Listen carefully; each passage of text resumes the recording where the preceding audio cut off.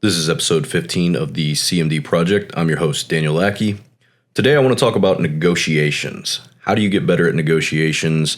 What do you do in a negotiation? What don't you do in a negotiation?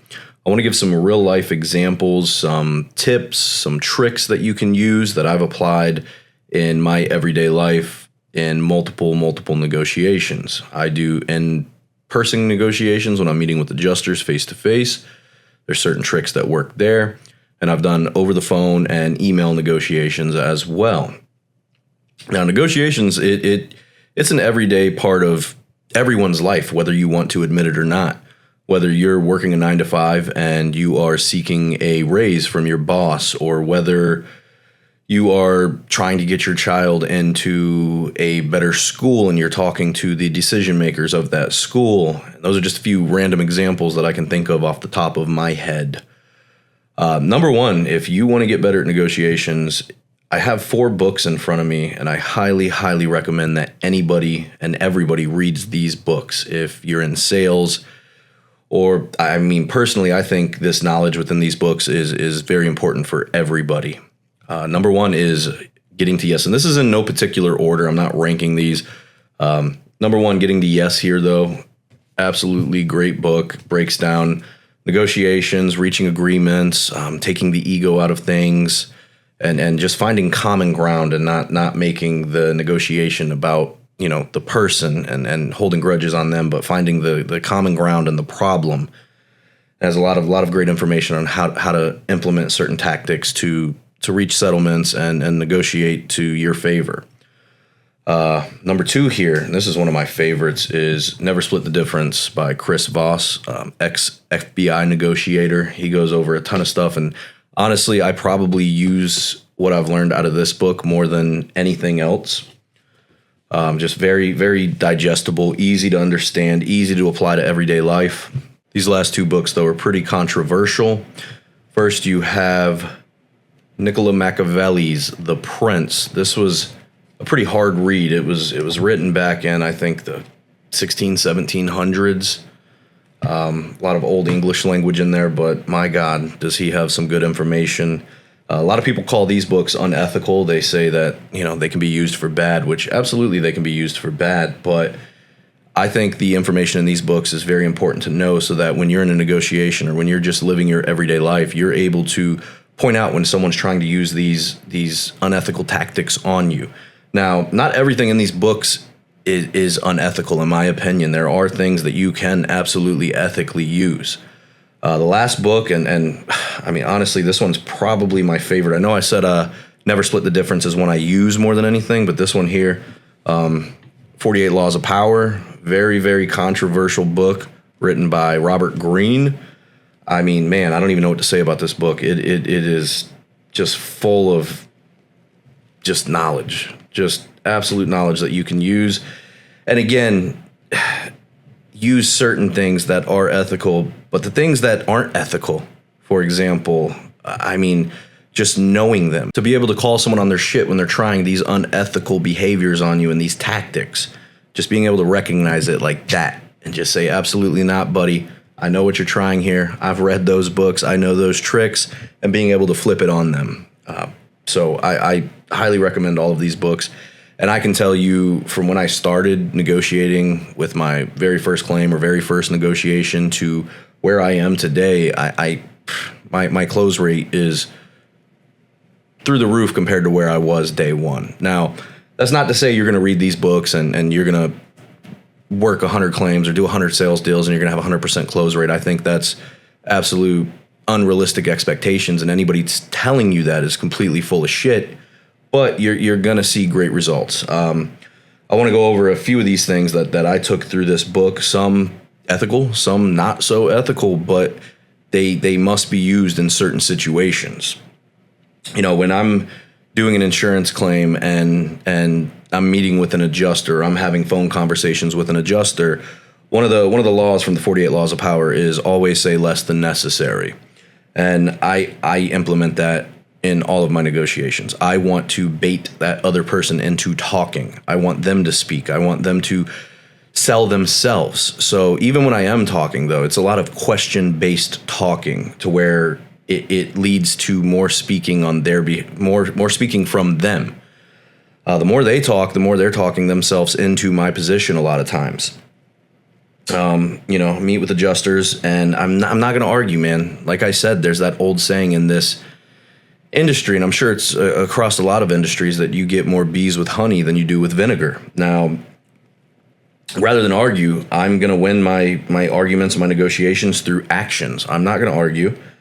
I'm going to hit them with factual documentation. If I'm claiming there's mold in a building, rather than arguing, saying that looks like mold and the adjuster's telling me and I'm an idiot and it doesn't look like mold, and me telling them they're a fucking idiot and it looks like mold, I'm going to go get a third-party expert to come out and actually test that air and hit them with the documentation. Argument's gone, no one's feelings are hurt, no one's egos are bruised, and we can move on to the next thing within our negotiation. Another one here that I like to do, and this can be kind of seen as unethical, but when a homeowner hires me, I'm hired to represent them. I am hired to, as a fiduciary for them. I have to put their best interests before mine, and I take that responsibility very seriously. And this one, selective honesty and generosity, small concessions or compliments, they build trust. And some people can say, oh, it's a facade, oh, it's fake bullshit, but it's just building rapport. It's, hey, nice pair of shoes. I like those work boots you have there. Where did you get them? Starting the conversation, compliments. Don't get out face to face with an adjuster or face to face with the person you're negotiating, no matter what circumstance it's under, and become adversarial from the get go. That's going to be a long, drawn out negotiation and probably not going to work in your favor. At the end of the day, you're going to have a bruised ego from the opposing position, and they're not going to feel inclined at all whatsoever to give any leeway on where they're standing with their position. So I like to build rapport. I want to ask questions, and certain things I'm trying to get to know about them. One thing I typically do is, because I know all the adjusters are busy, so I will appeal to that. That's their self-interest. They want to get this claim closed. They want to get it closed as quickly as possible because they probably have 50 to 100, sometimes even 200 claims on their desk, and this is just file number 136789 to them. So I'll appeal to that. Hey, man, I know you're busy, so I'm going to go above and beyond on my side of things to make it easy for you.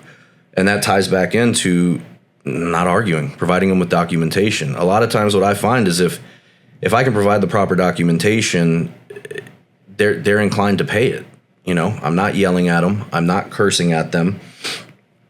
But also when I'm on site, man, I'll play a sucker. I will let that person feel in charge. I don't care. I have no ego in this. No ego at all. I don't care. You're not going to hurt my feelings.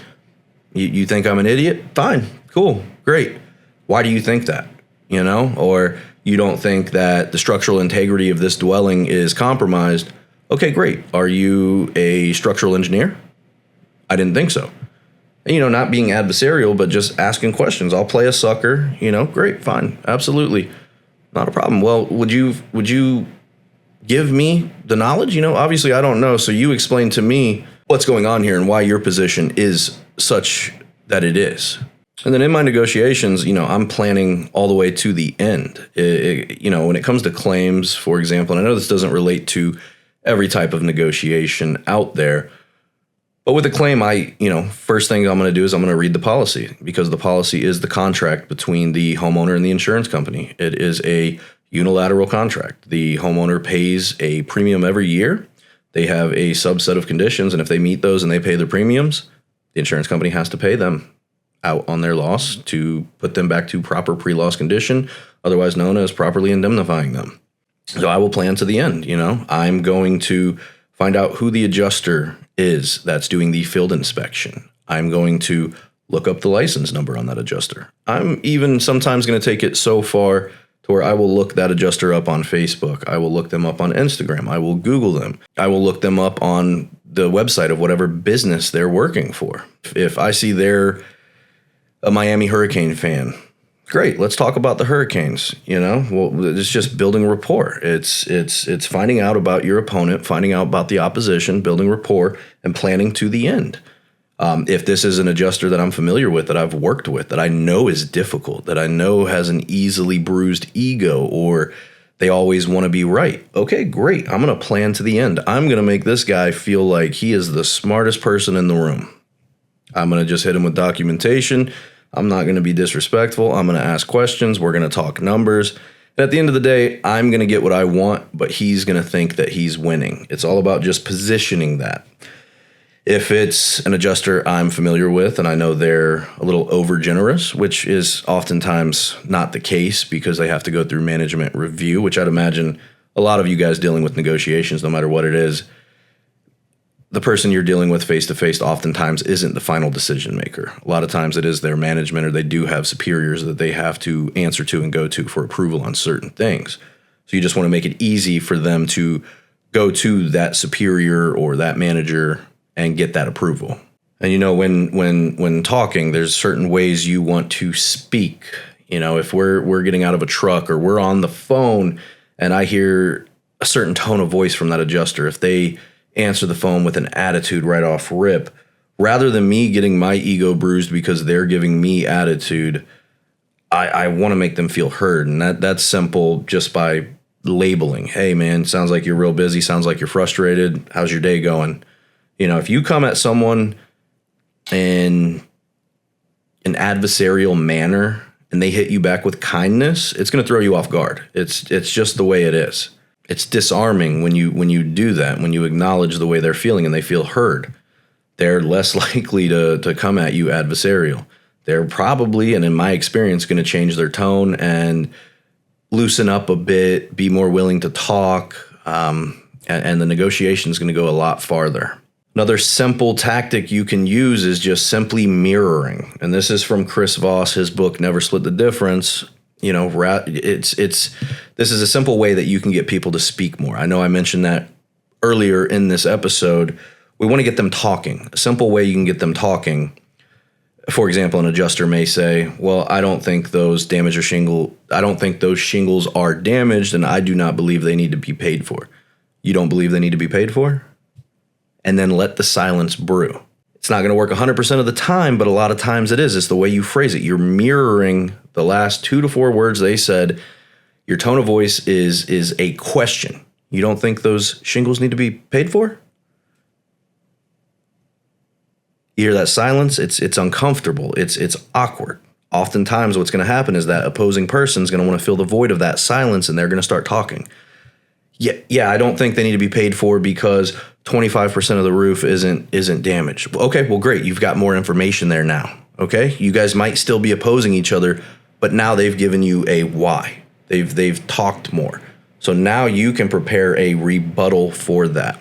Oh, you don't believe that these shingles are damaged. Okay, 25% because I have 25% of this roof surface damaged. Are you opposed to me showing you real quick? That right there is getting away from those yes/no questions. Those are calibrated questions. People are oftentimes inclined to say no when you ask them a yes/no question. So if you phrase your question to where no means yes, are you opposed? Is it a ridiculous idea? And this is Chris Voss, 101, guys. This guy is amazing. Read his book. Is it a ridiculous idea for us to walk the roof and for me to show you where all the damage is? No. That's reactionary. No. They may not even realize by them saying no, they just agreed to it. Okay, great. And then you show them. And then now we're back where we started, but further into the negotiation. So now you're showing shingles, you're showing the damage, whatever it may be. And I'm just using a roof as an example that I've used in real life practice. Now they're saying they don't think that specific shingle that you're pointing out is damaged. Okay, great. Well, can you define when damage for me? You're not asking a yes or no question. You're asking a question to them that they actually have to think on. Now, sometimes they're going to shut down and they're going to say, well, no, that's just not damaged. And they're going to be dickheads and they're going to be adversarial no matter what you do. But these are tactics where you're not meeting their energy with the same kind of energy. You're trying to find common ground. You're trying to create rapport. And it does work a good amount of times. And if all else fails, man, you can tie in right to the tactical empathy. You know, look, I get it, man. You're working a lot of claims. You've got your boss breathing down your neck. I can understand why you think that's not damaged. That's probably the way you were trained, but is it okay if I show you the way that I was trained? And from there, you hit them with the documentation, whatever documentation that may be. The air quality report says this, the Hague says this regarding wind damaged shingles. Manufacturing letter right here says not to mix and match shingles. You hit them with the documentation, you take away their ammo, and you make it easy for them to agree with you. And this is in the ideal scenario where you guys work out a deal. They agree with you, the roof needs replaced or whatever it might be. But in certain situations, no matter what you do, no matter what tactics you implement, they're going to be adversarial. They're going to have an ego. They're going to want to be right no matter what. But you remember how I said that I plan from the beginning. That's one of the steps I use. That's one of the laws from the 48 Laws of Power. Always be prepared, plan everything from the beginning, every step of the way. What I mean by that, too, more in depth, is I'm documenting everything in a negotiation. Any phone conversation I have, automatic follow-up email sent, summarizing our conversation and asking if it's true and correct, and giving them an opportunity to acknowledge that and to agree or disagree so that we can fix those things that may not be accurate. Documenting with photos, I'm documenting in writing with emails as well. I'm documenting phone calls. I'm documenting third-party expert documentation. I'm getting as much documentation as I possibly can. Now, let's say we have an unresponsive person on the other side of our negotiation. We have someone who's adversarial. They have a huge ego. Well, then that's when you just crush them. You crush your enemy totally, which is from the 48 Laws of Power. Some people may see it as unethical, but when you gather that documentation and you go above their head and you just crush them, you do everything you can to just ruin their position. And I'll give you guys a quick story on this. I had a water claim a few years ago, and again, we documented everything. I was trying to build rapport with this adjuster, and he was just being a complete dick. He didn't want to hear anything. And in Florida, you have 60 days for the insurance companies to make a coverage decision. Well, we're about day 70 maybe, and the insurance company is just not making a decision. We have submitted everything that was requested, photos, estimates, SPOLs. We've submitted mitigation documentation. We submitted a GC's estimate as well as my own estimate. They were in an HOA. We got a copy of the HOA bylaws. I mean, we went above and beyond on documentation. We codes, everything that you can possibly think of. And they did not want to pay this claim. They wanted to underpay it. And the desk adjuster and myself finally got onto the phone, and we had a conversation. And I implemented my tactics.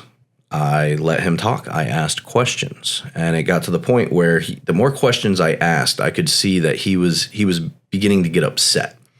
I didn't want to push too far, though, because I didn't want him to just hang up on me, because I didn't know when I'd be able to get him back on the phone. I would have started a process of where I had to go to his management, and just it would have prolonged the situation that we were in, and we were already well above the 60 days, and we needed a coverage decision. So I decided to poke the guy a little bit with a couple more questions. I'm remaining calm. He's getting upset.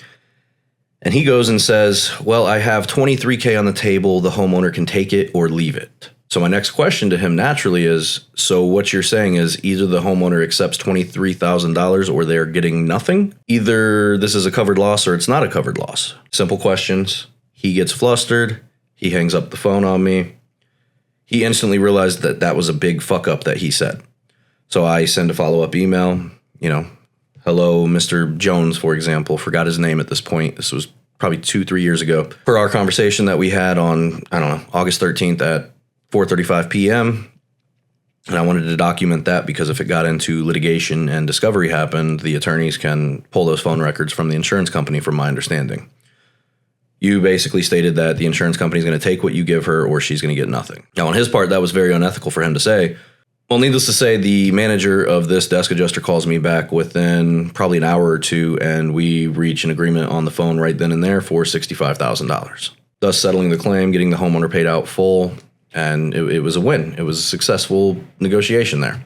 It wasn't pretty. It was messy, but we got what we wanted. But when that guy was so ego-driven that he essentially said, the homeowner's going to take whatever I give her, she's not going to get anything, I'll be honest, that pissed me off. And so I had to do everything I could to crush that guy. Now, I don't know if he got in trouble, if he was written up, if there was a complaint against his, I don't know, I didn't really follow up, but the point being is that we did win that negotiation. And I guess the point I'm really trying to make here is that, when you're watching TV and you see all these angry negotiations of both parties yelling back and forth, oftentimes it's not that. And when it is that, it's not a successful negotiation, and those those negotiations in my industry always end up going to the attorney. What I see from my experience, the most successful negotiations, they're calm, they're calculated, there's a level of mutual respect. And although I'm saying, be respectful, be kind, be nice to the opposing side and try to find common ground, as my story shows, that's not always an avenue that you can take. It should be your first choice. I would say a fair amount of time. If you wanted to divide it up, it would probably be 85% honey, 15% pit bull. You to be a successful negotiator, you've got to be able to do both. You absolutely have to be able to be a hard-nosed negotiator, but you also have to be able to find common ground, find rapport, and find the source of the problem that you guys are trying to reach. Because at the end of the day, all a negotiation is trying to solve a problem between two parties. And for a quick recap, I'm going to go ahead and end it here. But for a quick recap, plan all the way to the end of the negotiation. Over document, be prepared. Let the silence brew. Get comfortable with uncomfortable silence. Ask calibrated questions. Label their emotions or their tonality. But that's where I'm going to stop it today, guys. If you enjoyed this episode, drop a like, drop a follow. Go ahead, comment, ask a question. Maybe we can answer that in part 2 of this.